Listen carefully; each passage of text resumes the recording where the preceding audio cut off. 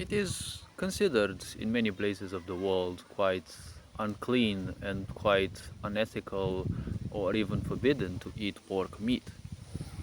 And within the Abrahamic religions, you have the Jewish one, you have Islam, and I heard recently the Adventists also are against eating pork. Now the point is, even in Christianity, some people simply do take this into account, but something that I read is in the Bible, the pork is actually called a clean animal by God. Now, from a somewhat scientific research, not necessarily don't need a research for that, but if you talk to people in general, people who raise a lot of pigs, you'll be surprised to be told that the pig is actually quite a clean animal. Now, why there is so much debate? Well, I simply can't understand, and I'm not willing to dive too much into it. But the very simple point is this. From a spiritual perspective, I'd be more interested in providing an answer. See, in what religion is taken into account, it is said that the pig is very unclean. Well, the pig got this reputation because the pig needs to bathe in mud in order to cool off. The mud can have a lot of parasites, obviously, and also intestinal parasites are a thing when it comes to eating other animals' meat. But you can get intestinal parasites from fish as well, right? And other species of animals. You can get all sorts of bacteria, microbes, and even skin parasites from cats, right? Not from eating them, but just having them as pets, especially if you're living at a house and you've got a garden and they roam here and there and literally everywhere, right? They can pick up these parasites. And it is common fact that usually cats bring these parasites into your home, onto your dogs, and the such. It is rarely the dog who brings them to your home. Now, if we go a bit further, see, when it comes to pigs, the pig I heard is incapable of sweating. What this means is they do not sweat, so they do not release some of the chemicals within the body. Now, this means that they kind of can't lose heat, so they need to cool their bodies in order, to not overheat, so they will roll in the mud. Probably this sparks some controversy. I'm not gonna dive into this. But the other issue that a lot of people have is the idea of coprophagy. Coprophagy means eating your own dump. This is quite a habit for most animals, few animals, not most. Most animals don't, but some animals, like rabbits, for example, well, rodents I heard, like rabbits, the chinchilla, and the such, they do exhibit such behavior. Now, the pig is also said to exhibit such thing, but as of the little that I read, it is not a natural behavior of the pig to eat their own dump. But we all know the pig is someone who eats everything, right? Like if it smells tempting enough, they will simply eat it. That includes its own dump. Now, in order for an animal to eat its own dump and not suffer any problems because of it, they need a certain set of enzymes within their stomach, which allows them to process the dump that they eat. It is said you never clean the pens of a rabbit, right? If you have rabbits, probably you already know you don't clean their pen because their digestion is very weak, so they will rely on eating their dump most likely once, I'm not sure how many times, but that's how they regain some of the nutrients that they lose because of their poorer digestion compared to other animals. See, when it comes to eating meat, the problem is not just pig meat, it is cow meat and all other meat in general.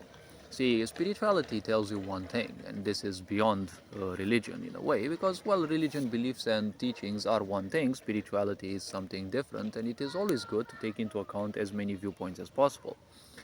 Now, if you look at ascended masters and the such, spirituality will tell you to simply, if you want to eat meat from beings who are as far away, evolutionarily speaking, from you. Because a cow, a pig, they're very close to you, right? Um, Compared to, for example, a chicken, right? the more complex an animal is, aka the closer they are to the human body in terms of evolution, the more information you put into your body when you eat their meat, right? And the bigger problem is, for example, if you eat mammalian meat, right? Well, we have a problem because when it comes to mammals, the hormones are almost similar, if not, I'm not sure if it's the exact same, but a lot of people who eat meat in general, not necessarily pig meat, but cow meat, let's say, and the such, well, they end up suffering from fear strokes or whatever they're called, panic attacks and the such out of a sudden. I simply read a bit that people experience these during the night, and I'm not sure what the link may be, but some people wake up usually at 4 a.m. Now this is the time when the liver is said to start regenerating, right, from 4 to 6 if I remember. And while the meat that you eat is being processed, those hormones enter your body, and you're gonna feel the fear of death that that animal felt. It's gonna cause quite some torments. If you're ignorant, well, you're probably not gonna take that into account because you can't care much how you get hurt, right? And probably, ignorant people are usually, well accustomed to being depressed all the time. Now to think a bit about this. When it comes to the pig meat and cow meat and the such, they are very complex meats compared, for example, to the chicken, right? Now I'm somewhat underweight for my age, so I do need to eat meat. I've been growing quite sensitive in time to all sorts of foods, and I can't eat certain foods much, not because of issues with my belly or the such. I don't have such issues, but if I eat pork meat, for example, it makes me feel like shit, like literally, utterly like shit. Last time I ate pork meat was a few days ago because I had to. I said every time I'm gonna get food from catering, I'm gonna buy some meat because I kind of need to eat some meat. I've been eating rice and the such for a long time, and it kind of gets to me, like my system tells me that I need some more vigorous food, and I'm not interested too much. The biggest problem that I see with pig meat, cow meat, even chicken meat is that it is genetically modified, right? Back in the times when the Abrahamic religions were designed, when their books and their teachings were created for the first time, such modification on, genetic modification on meats was not available, right? But any meat that is modified will cause a certain impact on you because it will impact you on a cellular level, right? Don't forget, your body is not just one single entity, right? It is the collective existence of all the billions of cells within you. And when those cells feed upon what you give them, right, upon basically what you eat, that information of that food will go straight into your cells because they will have to eat as well, right? That's how you nourish your body. You're feeding each and every one of your cells, and well, that food reaches their RNA, right? Their karmic structure, let's say. And it can have, the food that you eat can have a certain influence on RNA. If you can conduct genocide on people not by poisoning the food, but by causing certain genetic modification on their cells, which is slow and sure. For example, now I don't want to put people into, a fear of eating meats. This is not the purpose of this video, but you can conduct something like that, right? You can cause harm on people, or you can cause their systems to become less and less resilient to different, if not all, diseases in general, right? It is a possibility. Now, I'm not saying it is a reality necessarily. It could be, I'm not sure. I'm not aware of this, right? I'm not giving any hints.